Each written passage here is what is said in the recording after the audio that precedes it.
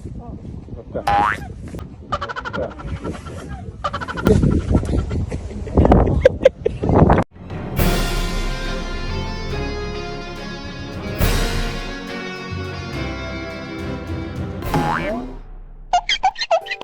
yun na nga, no? Nag-decide kami ni Dorky Love na magsagada. We ride 8-hour drive from Manila to Sagada. Yung bus na sinakyan namin is Coda Lines. So alam niyo naman, sikat na sikat naman talaga yung Coda Lines na yan pagdating sa Sagada, di ba?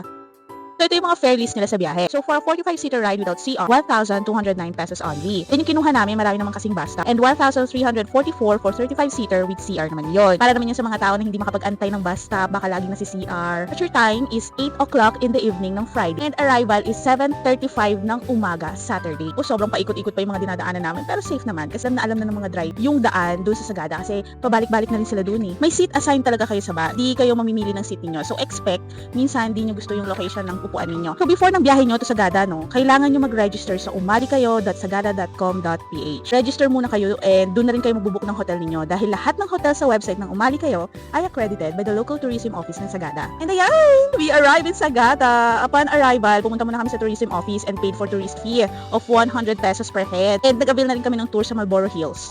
Since dalawa lang kami ni Dorky, kailangan group ang booking sa tourist spot. We just paid 450 per head and pinalista lang namin yung name namin. May ko-contact sa'yo na tourist guide sa meet-up time na 4 a.m. Siyempre, ililista yung pangalan nyo, yung number nyo, ililista nyo na rin kung saan kayo nag-i-stay na hotel. Early in the morning, nakapag-rent na kami ng scooter for only 500 pesos for 24 hours. Ikot namin yung mga baryo-baryo ng Sagada, konting pictures here and there. Bumili rin kami ng konting snack. So, alam niyo yun, parang gusto lang namin maramdaman yung lamig ng place. Ito yung nakuha namin place to stay in Sagada. Sobrang ganda lang, nagustuhan namin, malakahoy na interior ang place na to.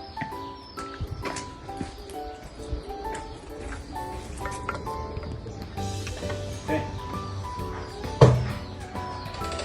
Ganda.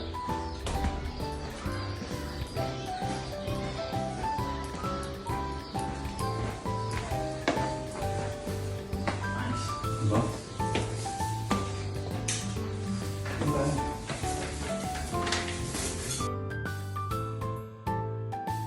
A few moments later. Ayun, pagkatapos namin magpahinga, pagising namin gabi na, siguro sobrang pagod na talaga kami, no? Naglakad-lakad muna kami sa labas, kahit sobrang lamig.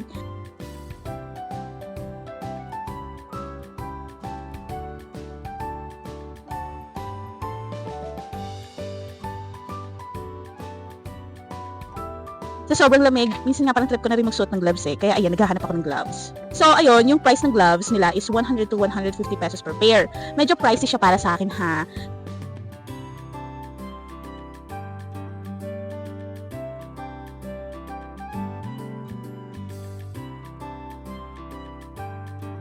Uy, anong ginagawa mo? Panoorin mo na muna to, tsagain mo na. Ikaw naman.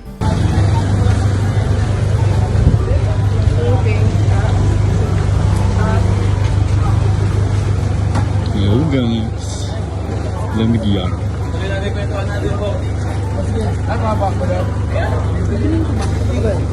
Na. Ha?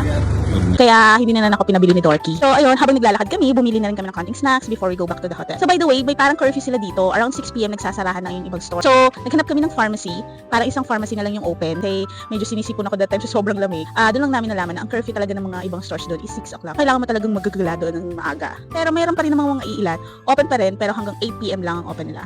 Hey! Yun.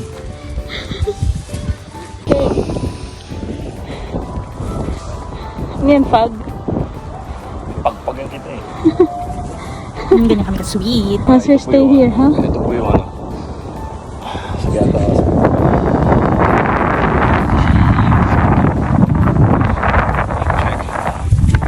It's 7:19. It's been 15 degrees in here.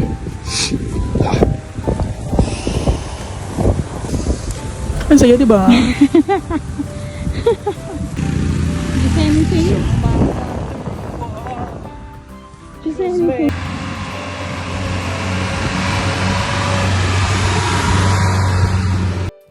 The other day. So we are here na. Naisundo na kami ng guide namin going to meet a place sa pag-hike ng Marlboro Hills. And the rest is history.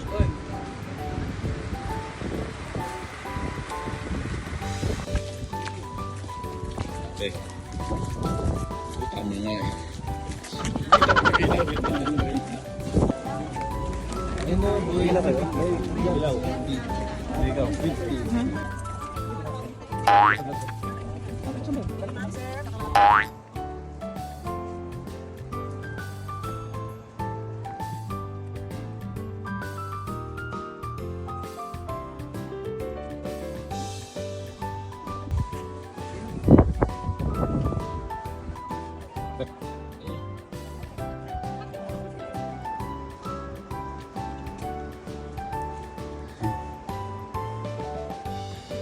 This one,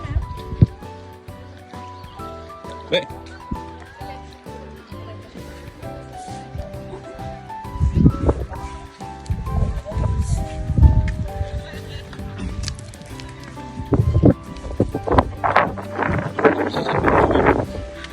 Makalamig.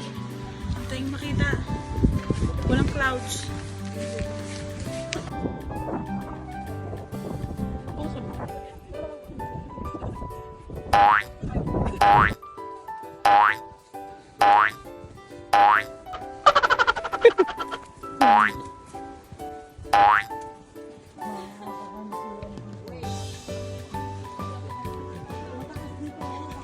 Hirap na hirap. Ikaw nag-video ka pa dyan. Basic.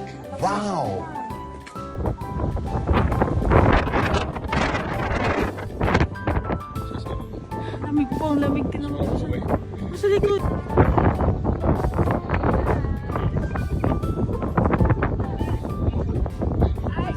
Ang ganda dito, Chay.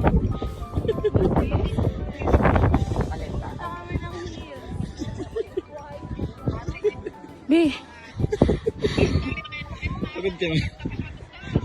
paglakad-lakad namin, doon lang namin nakita yung beauty ng paligid. Maliban sa mga nakita naming mga naka-sleeper, hindi ata aware na malala yung putik sa daanan dahil na rin sa weather. Kasi yung time na pumunta kasi kami sa Sagada, it's parang maulan that time. So hindi man namin naabutan yung ganda ng Marlboro Hills, sea of clouds, nakita naman namin ano ang ganda ng mga nadaanan namin forest. Parang nasa 30 to 45 minutes na akyat yung ginawa namin. Hindi man siya ganun kalayo, pero matarik naman. Parang buhay lang, keep going. Talagang nakakapagod pero sobrang worth it. Actually, pagkain lang ata talaga nagpapalakas ng loob sa akin makarating sa tuktok. Dahil sa Champurrado. Para mag-Champurado sa Marlboro Hills ng Sagada Mountain Province. Sa susunod lugaw naman sa Mount Hiltipan. So ayun lang, hanggang dito na lang kami sa mga susunod na mga gala at gastos, mga dorks. Thank you!